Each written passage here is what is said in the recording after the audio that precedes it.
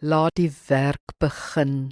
Psalm 90 verse 14 en 17 sê, versadig ons in die môre met u goedertierenheid, sodat ons kan jubel en bly wees in al ons dae. En laat die lieflikheid van die Here onse God oor ons wees, en bevestig die werk van ons hande oor ons. Ja, die werk van ons hande bevestig dit. Ons bid op ons eie manier deur die tradisionele Christelike gebedstye. Die volgende is 'n voorbeeld vir die gebed om 9, in die kerk genoem Ters, die 3de uur. Om 9 het ons werksdag begin en ons kan so bid. Bid vir jou take of afsprake wat voorlê.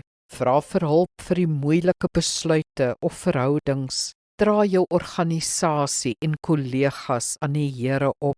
Dank hom vir sy seën oor jou werk, vir 'n oes. Die doel van die gebedsure is nie om lank te bid nie, maar om deur die dag heen kortliks op God te fokus. Stel jou foon en bid vir 'n minuut of 2. As jy gebid het, is jy reg. Laat die werk begin. Kom ons bid saam. Seënende Vader, my werksdag begin. Gee my die fokus en krag om vandag baie uit te rig.